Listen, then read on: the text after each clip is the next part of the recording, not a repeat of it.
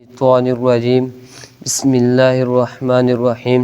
عن أبي هريرة رضي الله تعالى عنه قال رسول الله صلى الله عليه وسلم كلمتان حبيبتان إلى الرحمن خفيفتان على اللسان ثقيلتان في الميزان سبحان الله وبحمده سبحان الله العظيم صدق الله ورسوله صدق الله العظيم. اما بعد فاعوذ باللہ السمیع العلیم من الشیطان الرجیم بسم اللہ الرحمن الرحیم. بلوغ المرام من ادلۃ الاحکام ایک انتہائی ہی جامع ترین کتاب ابتدائی طلباء کے لیے ہے، جیسا کہ صاحب کتاب حافظ ابن حجر عسقلانی رحمہ اللہ نے اپنے مقدمہ میں ہی ذکر کر دی تھی یہ بات کہ یہ طلباء کے لیے بھی اور جو علماء بھی ہیں جو دین پڑھ چکے ہیں ان کے لیے بھی یہ کتاب بہت ہی زیادہ مفید ہے. اس کتاب کا آغاز کتاب الطہارہ سے کیا اور اختتام کتاب الجامع سے کیا، اور اس کے اندر آخر میں حضرت ابو ہریرہ رضی اللہ تعالیٰ عنہ کے حوالے سے حدیث کو لے کر آئے، اور امام بخاری رحمہ اللہ نے بھی اسی ہی حدیث سے اپنی کتاب کا اختتام کیا تھا. یہ حدیث مبارکہ طلباء کے لیے، اساتذہ کے لیے ایک بہت بڑی رہنما حدیث ہے. امام مالک رحمہ اللہ فرماتے ہیں کہ علم حاصل کر لینا کوئی بڑی بات نہیں ہے. علم تو شیطان کو بھی تھا، تو علم کے اوپر عمل کے ذریعے سے پتہ لگتا ہے کہ بندے نے کتنا زیادہ دین سیکھا ہے. اس کے اعمال بتاتے ہیں، اس کا اخلاق، اس کی عبادات، اس کی تسبیحات یہ بتاتی ہیں کہ اس کا عمل کیسا ہے. اس حدیث مبارکہ میں حضرت سیدنا ابو ہریرہ رضی اللہ تعالی عنہ آپ صلی اللہ علیہ وسلم کے ساتھ ہمیشہ رہتے اور احادیث کو لکھتے رہتے، اور حتیٰ کہ بسا اوقات ایسے بھی ہوتا کہ بے ہوش ہو جاتے، لیکن اللہ کے پیغمبر سے جدا نہ ہوتے. میں زیادہ سے زیادہ احادیث کو لکھ لوں، احادیث سے محبت کر لوں. 5000 سے زائد حدیث اکیلے سیدنا ابو ہریرہ رضی اللہ تعالیٰ عنہ سے ہیں. تو اللہ رب العزت نے جو مقام، جو شان ان کو عطا کی ہے، کوئی بھی حدیث کی کتاب ہے جس کتاب کے اندر حضرت ابو ہریرہ کی حدیث رضی اللہ تعالیٰ عنہ کی نہیں ہے تو وہ حدیث کی کتاب کیسے ہو سکتی ہے؟ اس کے اندر اللہ رب العزت کل قیامت کے دن 7 بندے ایسے ہیں کہ جن کو اللہ رب العزت نے بہت بڑا اجر عطا کرنا ہے، اور ان کے لیے اللہ رب العزت نے پیچھے صدقہ جاریہ بنانا ہے. آپ صلی اللہ علیہ وسلم نے فرمایا من ترک علما، جو شخص پیچھے علم کو چھوڑ کر جاتا ہے. علم کو کیسے چھوڑا جا سکتا ہے؟ کتابت کے ذریعے سے، یا اس کو سینے میں ضبط کرنے کے ذریعے سے، یا پھر اس کو آگے ابلاغ کے ذریعے سے اس کو پہنچایا جا سکتا ہے. جس نے کتابیں لکھیں، قرآن لکھا، حدیثیں لکھیں، قیامت آ جائے گی لیکن اس کے نیکیوں کا اکاؤنٹ بند نہیں ہوگا. اس کی نیکیوں کا اکاؤنٹ جاری رہے گا اور ساری زندگی اس کی نیکیاں لکھی جائیں گی. قرآن مجید کی تشریح، تفسیر، احادیث کی تشریح، تفسیر جس نے بھی لکھی ہے، کوئی پڑھے یا نہ پڑھے، اس کے نام اعمال میں روزانہ اللہ رب العزت ڈھیروں نیکیاں عطا کر دیتے ہیں. اور جس نے احادیث کو پڑھایا اور جنہوں نے آگے پڑھا اور جو جہاں تک ابلاغ کرتے رہیں گے اور جہاں تک پہنچاتے رہیں گے، اللہ ان کو ویسے نیکیاں عطا کرتے رہیں گے. اور نیکیوں کا سمندر قیامت کے دن بندہ پریشان ہوگا، اللہ میں تو وہاں گیا نہیں، وہاں میری نیکی کیسے؟ وہاں وہ گیا جس کو آپ نے حدیث پڑھائی، جس کو قال رسول اللہ صلی اللہ علیہ وسلم کو پڑھنے کا قابل کر دیا. اور وہ معاونین جو طلباء پہ خرچ کرتے ہیں، ان کا خیال کرتے ہیں، ان کے لیے کتابوں کا اہتمام، ان کے لیے لباس کا اہتمام، ان کے لیے اچھے کھانے کا اہتمام، یہ بھی اسی میں شامل ہے۔ یہ بھی علم کو سکھا رہے ہیں اور معاونت کر رہے ہیں، ان کا بھی بہت بڑا حصہ ہے اس میں۔ اور محدثین نے تو یہاں تک اس زمرے میں بات لکھی ہے کہ حتیٰ کہ والدین وہ بھی علم کو پیچھے چھوڑ رہے ہیں۔ اگر وہ بچے نہ دیتے، وہ نہ پڑھتے تو کیسے علم پھیلتا؟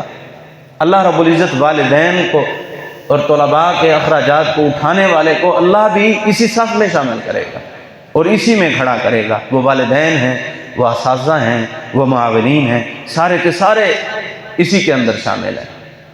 اور آپ صلی اللہ علیہ وسلم نے فرمایا کہ کچھ لوگ ایسے ہیں جو میرے زمانے کے بعد آئیں گے لیکن وہ ہم سے ملیں گے، وہ ہم سے ملیں گے۔ وہ کون لوگ ہیں؟ جو آج قال رسول اللہ صلی اللہ علیہ وسلم کی صحیح معنی دعوت دیتے ہیں۔ آپ صلی اللہ علیہ وسلم نے حضرت سلیمان فارسی رضی اللہ تعالیٰ عنہ کے قبیلے کے لوگوں کے بارے میں کہا کہ کچھ لوگ ایسے ہوں گے لو کان دین سریا، اگر دین سریا ستارے پہ بھی پہنچ جائے تو وہاں پر بھی جا کے دین کو حاصل کریں گے۔ مطلب کیا ہے؟ دین کو سیکھنے کے اندر جتنی زیادہ مشکلات ہوں تو وہ ان کو برداشت کریں گے، لیکن دین سیکھیں گے، دین سیکھیں گے۔ تو آج وہی یہ لوگ ہیں جو دین کو سیکھتے ہیں اور سکھاتے ہیں۔ اس حدیث میں جو سب سے بڑی بات کی گئی ہے کہ اللہ رب العزت اعمال کا وزن کریں گے۔ اعمال کا وزن کیسے ہوگا؟ اللہ نماز کا وزن کریں گے، نماز کو کیسے وجود دیا جائے گا؟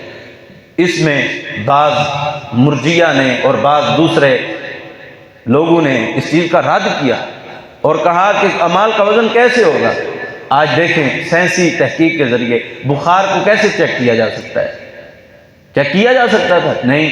حرارت ہے، گرمی ہے، سردی ہے، اس کا سینٹی گریڈ معلوم کیا جا سکتا ہے۔ اور حضرت محمد رسول اللہ صلی اللہ علیہ وسلم نے فرمایا، مسند احمد کے اندر صحیح حدیث ہے، فرمایا اللہ رب العزت قبر کے اندر لیٹے ہوئے مردے کے لیے جو وہ قرآن پڑھتا تھا، جو رات کو سورۃ الملک، سورۃ سجدہ پڑھ کے سوتا تھا، اللہ اس کو وجود دے دے گی، وہ اس کے ارد گرد لپٹ جائے گی، وہ کیسی باڑ لگائی جائے گی، وہ کیسا سیکورٹی انتظام کیا جائے گا، اس کو قبر کے عذابات سے تکلیف نہیں ہوگی، یہ صورتیں اس کے ارد گرد لپٹ جائیں گی۔ تو اللہ اس کو وجود دیں گے، اور کیسے دیں گے؟ جس طرح اس کی شان ہے وہ اس کو وجود دیں گے۔ اللہ رب العزت ہر چیز کو بولنے کی طاقت دیں گے۔ ہاتھ ہیں، بولیں گے، ہاتھ بھی بولتے ہیں۔ آنکھوں کو بولنے کی طاقت دی جائے گی، کانوں کو، وجود کو بولنے کی طاقت دی جائے گی۔ وہ کیسے دیں گے؟ جس طرح اس کی شان ہے، اسی طرح اللہ رب العزت جو ہے وہ بولنے کی ان کو صلاحیت دیں گے۔ اب موٹر سائیکل ہے، گاڑی ہے، چلاتے ہیں، آپ کو سپیڈ میٹر بتا دیتا ہے، وہ کیسے معلوم کیا سائنس نے؟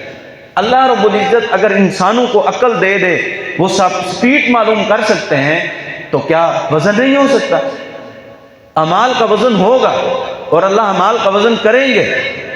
صحیح مسلم کی کتاب الایمان کے اندر صحیح روایت حدیث بطاقہ، اللہ رب العزت کل قیامت کے دن ایک بندہ آئے گا، اس کے 99 دفاتر گناہوں کے بھرے ہوئے، ایک رجسٹر اتنا بڑا ہے کہ جہاں تک نظر جائے گی لمبائی بھی اتنی، چوڑائی بھی اتنی زیادہ، 99 دفاتر، 99 رجسٹر اس کے پڑے ہوئے ہیں ایک پڑھنے میں۔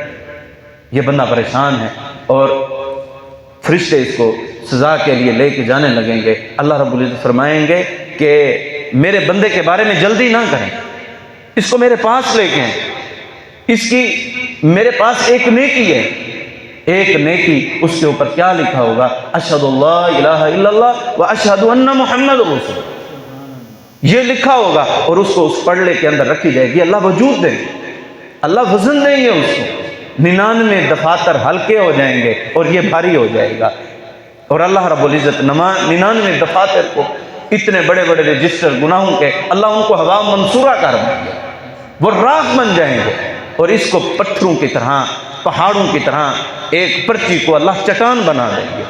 وجہ کیا؟ اس نے ایک مرتبہ اخلاص کے ساتھ کلمہ پڑھا تھا، جس وجہ سے اللہ رب العزت نے اس کو اتنا انعام کیا ہے۔ ہر چیز کے اندر اخلاص بڑی چیز مانے رکھتی ہے۔ آپ دین پڑھتے ہیں، آپ دین پڑھاتے ہیں، اگر اخلاص نہیں، نیکیاں ضائع ہیں۔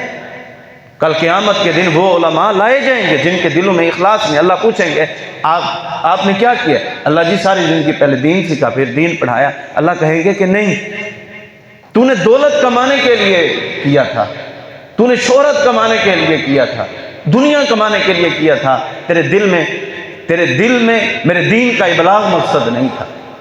تجھے لوگ کہتے کہ یہ فلانا علامہ صاحب ہے، فلاں صاحب ہے، فلاں صاحب ہے، لوگوں نے کہہ دیا میرے پاس تیرا کوئی بھی اجر نہیں ہے، میرے پاس کوئی اجر نہیں. تو اس کے بعد اعمال کا وزن، اور اللہ رب العزت جن کے دلوں میں اخلاص ہوتے ہیں اللہ رب العزت ان کا عرش پہ نام لیتے ہیں. حضرت ابی بن کعب قرآن مجید بڑا خوبصورت پڑھتے ہیں.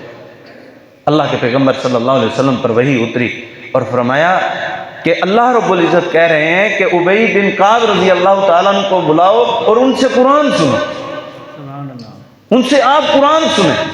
جن پہ قرآن نازل ہوتا ہے وہ قرآن سنیں. حکم کس کا ہے؟ اللہ کا حکم. اب ان سے قرآن سنیں. حضرت ابی بن کعب رضی اللہ تعالیٰ عنہ کو جب اللہ کے پیغمبر نے بتایا اور فرمایا کیا اللہ نے میرا نام لیا؟ کیا اللہ نے میرا نام لیا؟ حضرت ابی بن کعب رضی اللہ تعالیٰ عنہ قرآن بھی پڑھتے ہیں اور روتے بھی ہیں. اگر دل میں اخلاص ہو اللہ عرش پہ تذکرے کرتا ہے. دل میں اخلاص نہیں تو پھر کچھ نہیں. اللہ رب العزت اپنے فرشتوں میں بیٹھ کے ایسے لوگوں کے لیے فخر کرتے ہیں، یہ وہ میرے بندے ہیں. آج کسی کے ساتھ بندے کی دوستی ہو، کہتا ہے یہ میرا دوست ہے، یہ میرے بچے ہیں، یہ میرے رشتہ دار ہیں. لیکن اللہ کیا کہتے ہیں؟ یہ میرا بندہ ہے. اور جو اللہ کا بن جائے اللہ اس کو ناکام ہونے دے گا. وَتُعِزُّ مَن تَشَاءُ وَتُذِلُّ مَن تَشَاءُ. عزتوں والی ذات اللہ کی ہے. ساری دنیا بھی پیچھے لگ جائے آپ کو ذلت کوئی نہیں دے سکتا، رسوائی کوئی نہیں دے سکتا.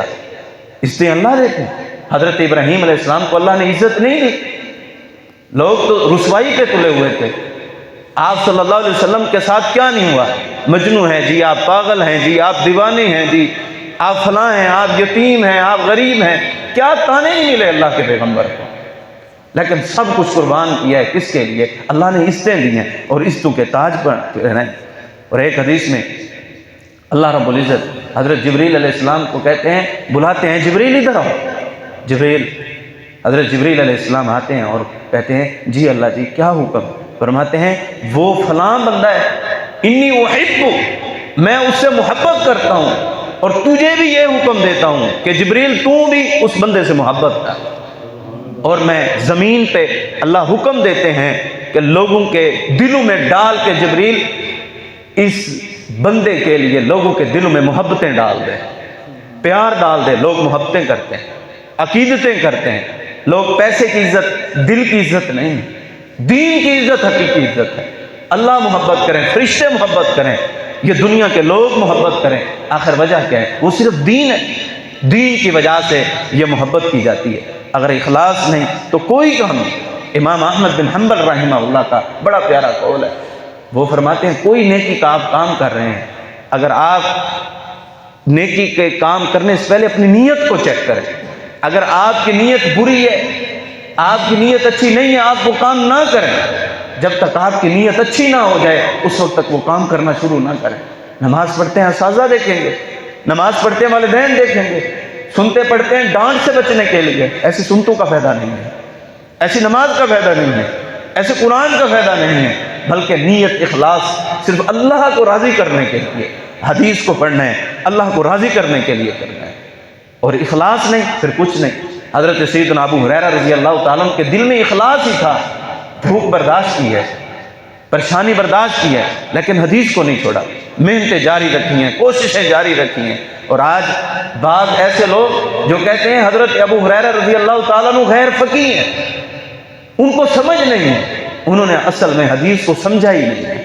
حضرت سیدنا ابو ہریرہ رضی اللہ تعالیٰ عنہ امیر المؤمنین فی الحدیث ہیں. حدیث کے اندر بہت بڑا مقام ہے. جن لوگوں نے فقہ کو اپنایا اور انہوں نے حدیث کو چھوڑنا تھا تو انہوں نے صحابہ کو نہیں چھوڑا. حضرت سیدنا ابو ہریرہ غیر فقیہ اور یہ فقیہ ہے. ان کا عالم فقیہ اور حضرت ابو ہریرہ غیر فقیہ. جو اللہ کے پیغمبر کے سامنے بیٹھ کے دین سیکھ رہا ہے وہ غیر فقیہ ہے، اور جو فقہ پڑھ رہے ہیں، جو اپنے اماموں کے اقوال وہ پڑھ رہے ہیں وہ فقیہ ہیں. اللہ کی قسم اگر حضرت ابو ہریرہ فقیہ نہیں ہے دنیا میں کوئی فقیہ ہی نہیں ہے. سب سے بڑے فقیہ جو ہیں وہ حضرت ابو ہریرہ رضی اللہ تعالیٰ عنہ. تو اللہ رب العزت کچھ بندے ایسے ہیں اللہ رب العزت قیامت کے دن ان کو دیکھ کے مسکرائیں گے. اللہ ان کو دیکھ کے مسکرائیں گے. اللہ کن کو دیکھ کے مسکراتے ہیں؟ جو قال رسول اللہ صلی اللہ علیہ وسلم پڑھتے ہیں. اللہ ایسے لوگوں کو دیکھ کے مسکراتے ہیں اور اللہ کا مسکرانا ثابت ہے. حضرت سعد رضی اللہ تعالیٰ عنہ کی والدہ فوت ہو. حضرت سعد رضی اللہ تعالیٰ عنہ جس سے شہید ہوئے ام سعد سے چیخ نکل گئی.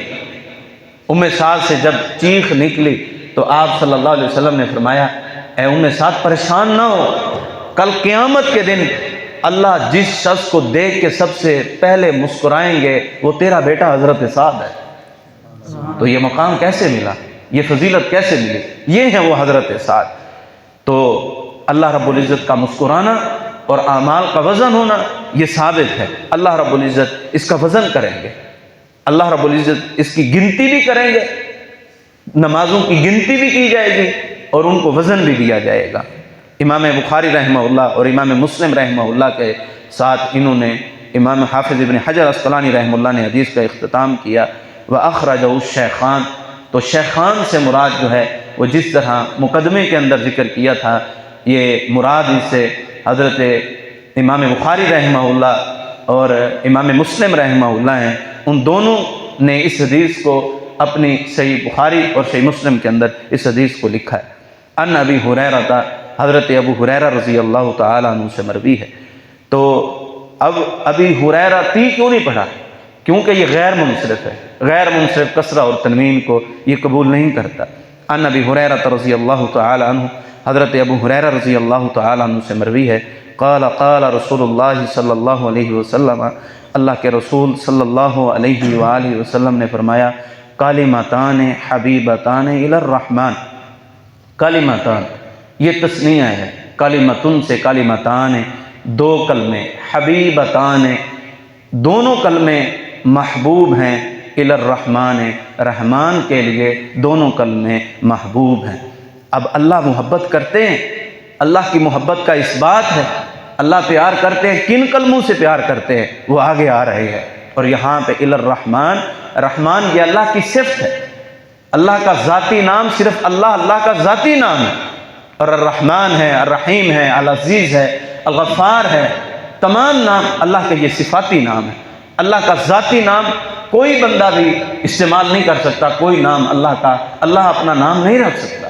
اور جو صفاتی نام ہے وہ اکیلا صفاتی نام بھی استعمال نہیں کر سکتا جب تک کسی چیز کے ساتھ اس کی اضافت نہ ہو. مطلب کیا ہے؟ کوئی بندہ اپنا نام رحمان نہیں رکھ سکتا, العزیز اکیلا نام نہیں رکھ سکتا, عبد العزیز رکھے, رحمان رکھنا ہے عبد الرحمن نام رکھے, اور اسی طرح عبد الغفار نام رکھے, اکیلا غفار نام نہیں رکھ سکتا, وہ اللہ کی صفت ہے. تو اسی طرح الغفار میڈیکل سٹور ہے یا ریسٹورنٹ کے حوالے سے کوئی بھی نام رکھنا ہے تو اس کے ساتھ اضافت ضروری ہے. اکیلا اللہ کا نام کوئی بھی استعمال نہیں کر سکتا, وہ اکیلے اللہ ہی کی طرف نسبت ہوگی. کلمتان حبیبتان, دو کلمے اللہ کو دو کلمے محبوب ہیں, الی الرحمن رحمان کے لیے, خفیفتان ہلکے ہیں, یہ بھی تثنیہ, علی اللسان زبان پر یہ بہت ہی زیادہ ہلکے ہیں, یعنی پڑھنے کے اندر یہ بہت زیادہ آسان ہے. ثقیلتان دونوں کلمے بھاری ہیں, فی المیزان میزان کے اندر یہ دونوں کلمے بھاری ہیں. اللہ رب العزت نے کل قیامت کے دن ترازو لگانا ہے, عدل کا میدان لگنا ہے, عدل کا میزان قائم ہونا ہے. وہاں پر کسی کی سفارش نہیں چلے گی, کسی کی کوئی بات نہیں چلے گی. یہاں پہ ثابت ہوا کہ اللہ رب العزت اعمال کا وزن کریں گے, اللہ ان کو نیکیوں کو وزن دیں گے.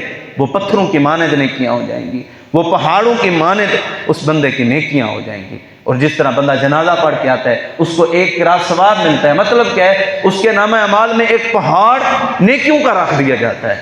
بندہ پہاڑ کا چھوٹا سا حصہ نہیں اٹھا سکتا لیکن نیکیاں پہاڑوں جتنی اکٹھی کر لے گا, اور اللہ نامہ اعمال کے اندر پہاڑ نیکیوں کا رکھے گا. سبحان اللہ, اللہ پاک ہے, وبحمدہ اپنی حمد کے ساتھ پاک ہے. کسی کو اس کی صفائی اور پاکی بیان کرنے کی ضرورت نہیں ہے, وہ اپنی حمد کے ساتھ پاک ہے, وہ اپنی تسبیحات کے ساتھ پاک ہے. دنیا ہے, دنیا کوئی چیز کوئی بنائے, بڑی اچھی چیز بنائی ہے، وہ اللہ جس نے اتنا بڑا آسمان کھڑا کیا وہی ثابت کرتا ہے کہ اس کو بنانے والی ذات اللہ کی ہے۔ بھینس کالی ہے لیکن دودھ سفید نکل آتا ہے، کون ہے؟ یہ دنیا، یہ زمین، کبھی بھی زمین کا رنگ تبدیل نہیں ہوا، آسمان کا رنگ تبدیل نہیں ہوا۔ دنیا کو کس نے قائم کیا ہوا ہے؟ کون کھلا رہا ہے؟ وہ اپنی حمد کے ساتھ، وہ اپنی تسبیحات کے ساتھ۔ یہ چڑیاں تسبیحات کرتی ہیں، جانور تسبیحات کرتے ہیں، اس کو کسی کی صفائی بیان کرنے کی ضرورت نہیں، وہ اپنی حمد کے ساتھ پاک ہے۔ سبحان اللہ العظیم، سبحان ہے، پاک ہے اللہ العظیم، بڑی عظمت والا ہے۔ تو یہاں پر حافظ ابن حجر اسقلانی رحمہ اللہ نے اس حدیث کے ساتھ اپنا اختتام کیا۔ تو یہ دو کلمے جو ہیں سبحان اللہ و بحمدہ، سبحان اللہ العظیم، ان کلموں کو اپنی زبان کے اوپر کثرت کے ساتھ جاری رکھنا چاہیے۔ اور یہ نامہ اعمال کے دن، کل قیامت کے دن جس وقت اعمال کو تولا جائے گا، وزن کیا جائے گا، یہ بھاری اعمال میں سے اور وزنوں میں سے ہیں۔ جتنا بھی ہو سکے اس کلمے سے محبت اور پیار کریں تو انشاءاللہ قیامت کے دن ایسے لوگوں کے لیے بہت بڑا خزانہ بنے گا۔ اللہ رب العزت سے دعا ہے کہ اللہ رب العزت ہم نے جو اس کتاب کو پڑھا، اللہ رب العزت ہمارا اس پڑھنا اپنی بارگاہ عالیہ کے اندر اس کو شرف قبولیت عطا فرمائے، اور جو کچھ ہم نے پڑھا ہے اللہ رب العزت صحیح معنی اس پر عمل کرنے کی توفیق عطا فرمائے۔ جو اس کتاب کو پڑھنے کے اندر، سمجھانے کے اندر اگر کسی قسم کی کوئی کمی رہی، کوئی کوتاہی رہی، اللہ رب العزت مجھے بھی معاف فرمائے۔ اپنی طرف سے اپنی پوری کوشش کی ہے کہ ہر بات کو آسان انداز سے سمجھایا جائے، لیکن بہت زیادہ کمیاں اور کوتاہیاں رہی ہیں، اللہ رب العزت ہمیں وہ بھی دور کرنے کی توفیق عطا کرے، اور جو ہوئیں اللہ رب العزت ہمیں معاف فرمائے۔ اور اس اسباق کے اندر پڑھنے کے اندر اگر کسی طالب علم سے کبھی کوئی تلخ کلامی یا کبھی ڈانٹ یا کبھی ڈپٹ ہوئی ہو تو اللہ کی رضا کے لیے اس سے معافی کا طلبگار ہوں۔ اگر وہ بدلہ بھی لینا چاہے تو پھر بھی انشاءاللہ حاضر ہیں۔ اللہ رب العزت ہمیں صحیح معنی قرآن اور سنت پر عمل کرنے کی توفیق عطا فرمائے۔ وآخر دعوانا الحمدللہ رب العالمین۔